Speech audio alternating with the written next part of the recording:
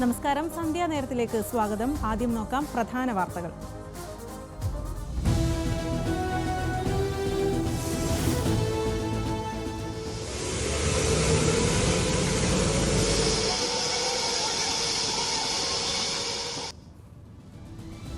കുവൈറ്റിൽ ഫ്ളാറ്റിന് തീപിടിച്ച് 49 പേർ വെന്തു മരിച്ചു. മരിച്ചവരിൽ 11 മലയാളികളും.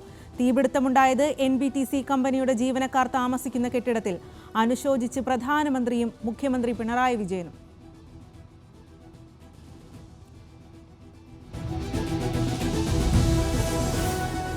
തീപിടുത്തത്തിൽ മരിച്ച മലയാളികളിൽ ഒരാളെ തിരിച്ചറിഞ്ഞു. കൊല്ലം പയ്യക്കോട് സ്വദേശി ഷമീറിന് ദാരുണാന്ത്യം. ആശങ്കയിൽ കുടുംബം. അറിഞ്ഞത് അപകടം ഉണ്ടായത്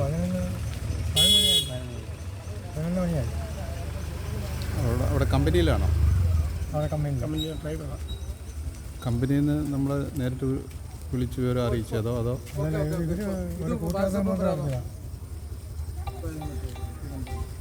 എപ്പോഴാണ് അറിഞ്ഞത് അപകടം ഉണ്ടായത്?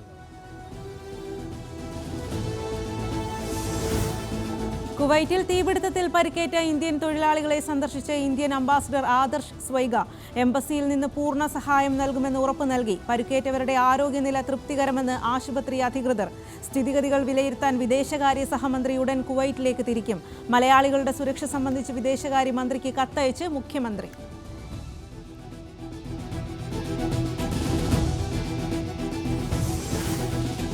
വയനാട് മണ്ഡലം നിലനിർത്തുന്നതിൽ സസ്പെൻസ് തുടർന്ന് രാഹുൽ ഗാന്ധി. മണ്ഡലം വിടുമെന്ന് സൂചിപ്പിച്ച് കെ സുധാകരൻ. രാഹുൽ വയനാട് ഒഴിയുന്നതിൽ ദുഃഖമുണ്ടെന്ന് പ്രതികരണം. രാജ്യത്തിന് കാവലാളായി രാഹുലുണ്ടെന്ന് VD സതീശൻ.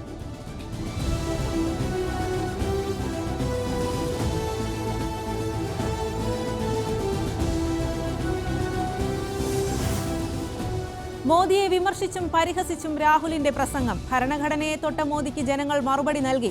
മോദിയുടെ പരമാത്മാവ് അദാനി എന്ന് പരിഹാസം. കേന്ദ്രം വേട്ടയാടിയപ്പോൾ വയനാട്ടുകാർ കൂടെ നിന്നെന്നും രാഹുൽ ഗാന്ധി.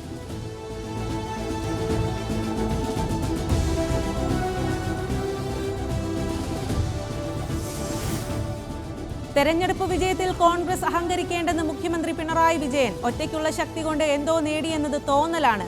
കർണാടകയിലും തെലങ്കാനയിലും എന്താണ് സ്ഥിതിയെന്നും പിണറായി വിജയൻ. ഇടതുപക്ഷത്തെ ആക്രമിച്ച് മനസ്സുഖം കിട്ടുക എന്ന നിലപാടല്ല സ്വീകരിക്കേണ്ടതെന്നും പിണറായി.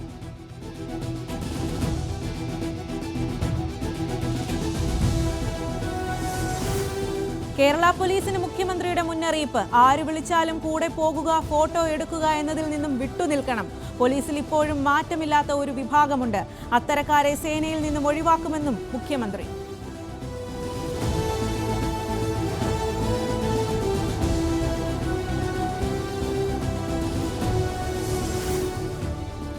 സംസ്ഥാനത്തെ ജയിൽ മാനുവൽ പരിഷ്കരിക്കാനൊരുങ്ങി സർക്കാർ. ജയിൽ അന്തരീക്ഷത്തിൽ കാതലായ മാറ്റം ആവശ്യമാണ്.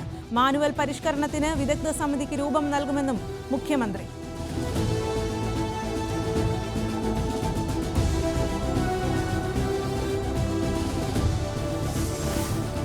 ജമ്മുകശ്മീരിലെ ഭീകരാക്രമണത്തിൽ പ്രധാനമന്ത്രി നരേന്ദ്രമോദി മൗനം പാലിക്കുന്നതെന്തെന്ന് രാഹുൽ ഗാന്ധി. കഴിഞ്ഞ ദിവസങ്ങളിലായി 3 വ്യത്യസ്ത ഭീകരാക്രമണങ്ങൾ ഉണ്ടായിട്ടും പ്രധാനമന്ത്രി ആഘോഷ തിരക്കിലാണെന്നും രാഹുൽ. ഭീകരരെ പിടികൂടാനാകാത്ത BJP സർക്കാർ രാജ്യത്തോട് ഉത്തരം പറയണമെന്നും രാഹുൽ ഗാന്ധി.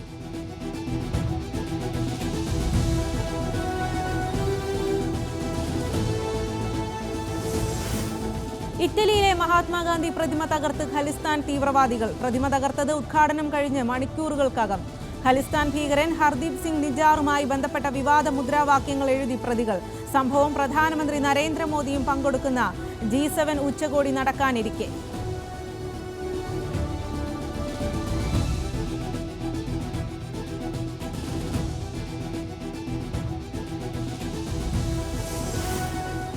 കത്വ ഹരിനഗറിൽ നിന്ന് ഭീകരരുടേതെന്ന് കരുതുന്ന ജാക്കറ്റുകളും തിരകളും സുരക്ഷാസേന കണ്ടെത്തി. തിരകൾ കണ്ടെത്തിയത് ഹരിനഗറിൽ ഭീകരർക്കായി നടത്തിയ തിരച്ചിലിനിടെ. ദോഡ ജില്ലയിൽ സൈനിക പോസ്റ്റിൽ ആക്രമണം നടത്തിയ 2 ഭീകരരെ വധിച്ച് സൈന്യം.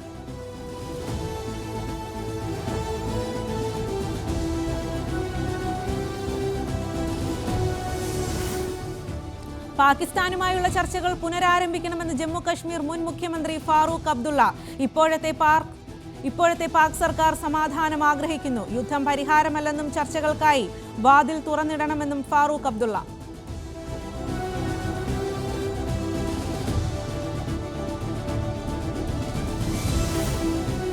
ഡ്രൈഡേ ഒഴിവാക്കണമെന്ന് സർക്കാരിനോട് ആവശ്യപ്പെട്ട് ബാർ ഉടമകളുടെ സംഘടന. ഡ്രൈഡേ ആവശ്യമില്ലാത്ത കാര്യം. 2017 മുതൽ ഇതേ ആവശ്യം ഉന്നയിക്കുന്നു. ലൈസൻസ് ഫീസ് കുറയ്ക്കണമെന്നും ബാർ പ്രവർത്തന സമയം കൂട്ടണമെന്നും സംഘടനയുടെ ആവശ്യം.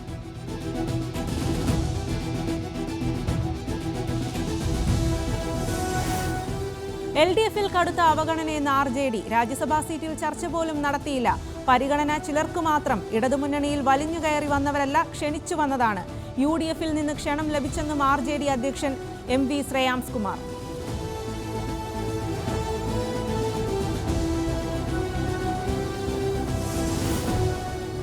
വൈപ്പിനിലെ വനിതാ ഓട്ടോ ഡ്രൈവറെ കൊട്ടേഷൻ നൽകി ആക്രമിച്ചതിൽ 2 പേർ അറസ്റ്റിൽ. പിടിയിലായത് കൊട്ടേഷൻ നൽകിയ സജീഷിന്റെ ഭാര്യ പ്രിയങ്കയും സഹായി വിധുനും. കൊട്ടേഷൻ നൽകിയത് ഇടിച്ചു നടുവൊടിക്കാൻ.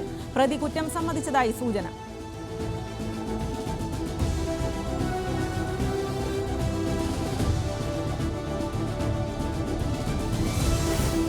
പന്തിരങ്കാവ് ഗാർഹിക പീഡന കേസിലെ പെൺകുട്ടിയുടെ പുതിയ വീഡിയോ പുറത്ത്. തന്നെ ആരും തട്ടിക്കൊണ്ടുപോയതല്ല.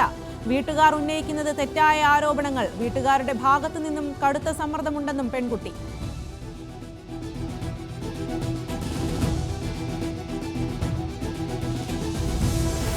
കാന്തപുരം മതനിരപേക്ഷത കാത്തുസൂക്ഷിച്ച പണ്ഡിതനെന്ന് പിണറായി വിജയൻ. മതം രാഷ്ട്രീയത്തിൽ ഇടപെടുന്ന കാലത്ത് ജാഗ്രത വേണമെന്ന് മുഖ്യമന്ത്രി. പ്രതികരണം കാന്തപുരത്തിന്റെ ആത്മകഥ പ്രകാശന ചടങ്ങിൽ.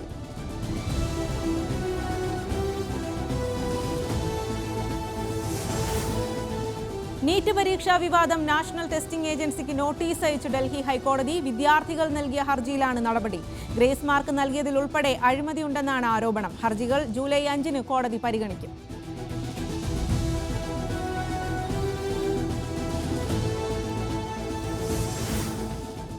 CPM-നെ കടന്നാക്രമിച്ച് ഗവർണർ ആരിഫ് മുഹമ്മദ് ഖാൻ. കണ്ണൂരിലെ ജനങ്ങളെ അഭിനന്ദിക്കുന്നു. ബോംബ് നിർമ്മാതാക്കളെ കണ്ണൂരുകാർ തള്ളിക്കളഞ്ഞു. അക്രമ രാഷ്ട്രീയത്തെ പ്രോത്സാഹിപ്പിക്കുന്ന സർക്കാരാണിതെന്നും ആരിഫ് മുഹമ്മദ് ഖാൻ. ലോക കേരള സഭയിൽ പങ്കെടുക്കില്ലെന്നും ഗവർണർ.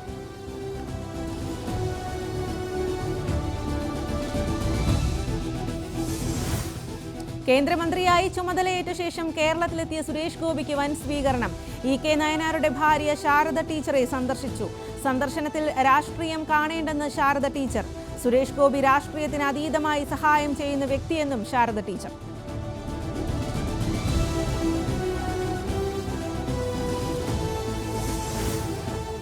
ഇടത് സൈബർ ഗ്രൂപ്പുകൾക്കെതിരെ MV ജയരാജൻ. ഇടത് അനുകൂലമെന്ന് കരുതുന്ന സൈബർ ഗ്രൂപ്പുകളെ വിലയ്ക്ക് വാങ്ങി CPM വിരുദ്ധത പ്രചരിപ്പിക്കുന്നു. ചെങ്കോട്ട, ചെങ്കതിർ, പോരാളി ഷാജി എന്നിവയെ പേരെടുത്തു പറഞ്ഞ് വിമർശനം. അണികൾ പലപ്പോഴും ഇത് വിശ്വസിച്ചെന്നും MV ജയരാജൻ. നടത്തിയതുപോലെയുള്ള കാര്യമല്ല വരുന്നത്. പിന്നെയോ ഇടതുപക്ഷ വിരുദ്ധ CPM വിരുദ്ധ പോസ്റ്റുകളാണ്.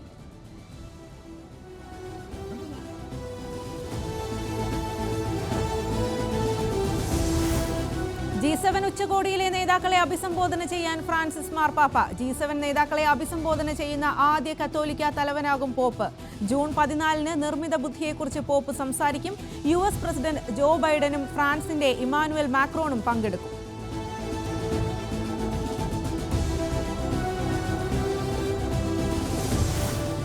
സമൂഹ മാധ്യമമായ എക്സിൽ ലൈക്കുകൾ പ്രൈവറ്റ് ആക്കാനുള്ള ഫീച്ചർ അവതരിപ്പിച്ച എലോൺ മസ്ക്. ലൈക്ക് ചെയ്തതിന്റെ പേരിൽ ആളുകൾ ആക്രമിക്കപ്പെടുന്നു.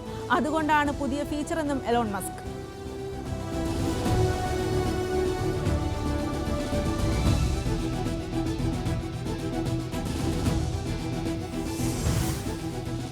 T20 ലോകകപ്പിനായി US-ലെത്തിയ ഇന്ത്യൻ ടീമിന് മതിയായ സൗകര്യങ്ങളില്ല എന്ന് റിപ്പോർട്ട്. ലോങ് ഐലൻഡിൽ ടീമിന് അനുവദിച്ച ഹോട്ടലിൽ ജിം ഉൾപ്പെടെയുള്ള സൗകര്യങ്ങൾ ഒരുക്കിയില്ല. ഹോട്ടലിന് പുറത്തെ ജിമ്മിൽ അംഗത്വമെടുത്ത് BCA.